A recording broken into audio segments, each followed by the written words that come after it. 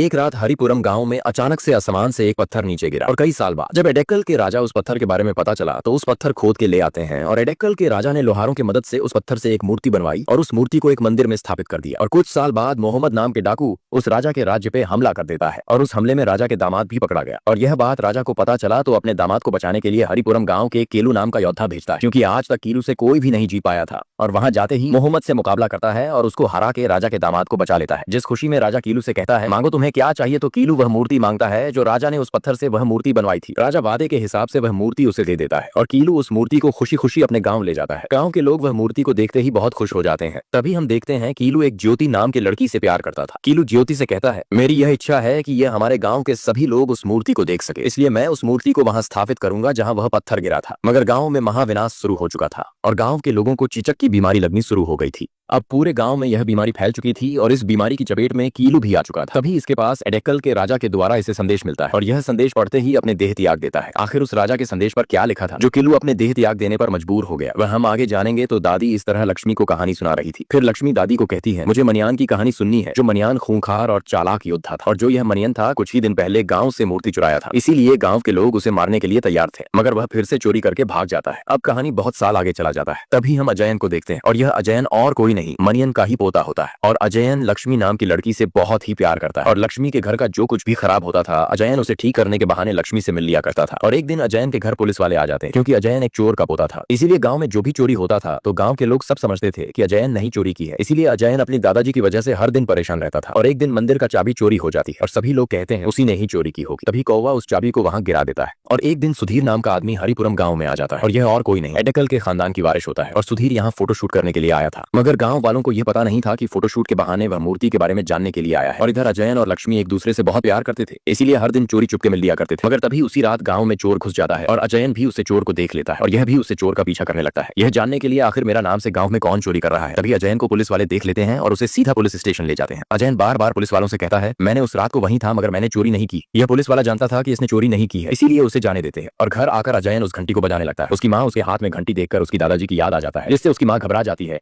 कि कहीं अजयन भी अपने दादाजी की तरह चोर न बन जाए। अगर उसी रात अजयन का दोस्त सुरेश अजयन के पास आके कहता है, मैंने अभी अभी मंदिर के अंदर एक चोर को देखा। ये सुनते ही यह दोनों उस मंदिर में चोर को पकड़ने आ जाते हैं। तभी इन दोनों को पता चला कि मंदिर के अंदर तो वह मूर्ति नहीं, जिससे यह दोनों बहुत ही परेशान हो जाते हैं। अभी वहां पे सुधीर आ जाते हैं और इन दोनों को रनंगे हाथ पकड़ लेते हैं। दरअसल सारा प्लान सुधीर का ही था और वह मूर्ति इसने ही गायब की है। अब अजय और उसके दोस्त पूरा तरह से परेशान हो चुके थे, क्योंकि सुधीर ने इन दोनों का वीडियो बना लिया था। अजय जानता था कि यह काम सुधीर का ही होगा। सुधीर अजय से कहता है, शायद तुम्हें नहीं पता है कि तुम्हारे नाना जी ने सोने की मूर्ति को छुपा के नकली वाली मंदिर में रख दी और असली मूर्ति तुम्हारे नाना जी ने ही छुपाया है। और अगर तुम उस मूर्ति को ढूंढ के मुझे नहीं दिए तो मैं गाँव वालों को यह फुटेज दिखा दूंगा कि तुमने ही मंदिर से मूर्ति गायब की है। अब अजय के पास एक ही ऑप्शन था, उस मूर्ति को किसी भी हाल में ढूंढना जो उसकी नाना जी ने छुपाया है। अजय ढूंढते ढूंढते एक गुफा के अंदर चला जाता है और उसको गुफा के अंदर अजय को कई रहस्य पता चलता है, मगर अभी तक वह मूर्ति को ढूंढ नहीं पाया था। और इधर सुधीर अजय को बार बार कहता है कि अगर तुमने वह मूर्ति नहीं ढूंढ के दिया तो तुम भी अपने नाना जी की तरह मारे जाओगे और वह मूर्ति तुम तभी ढूंढ पाओगे जब अपने नाना जी की तरह सोचोगे। इसके बाद अजय अपने माँ से कहता है, आपको तो पता होगा कि नाना जी वह मूर्ति कहाँ छुपाया होगा। तभी उसकी माँ को याद आता है कि उसकी माँ ने एक कछुए टाइप का बॉक्स दिया था। मगर तभी अजय के घर गाँव वाले आ जाते हैं, क्योंकि कल मेला है और मेला के दिन कुछ कंपटीशन होने वाला था और जो आदमी गाँव की तरफ से लड़ने वाला था उसका एक्सीडेंट हो गया था। इसीलिए गाँव वाले अजय से रिक्वेस्ट करते हैं कि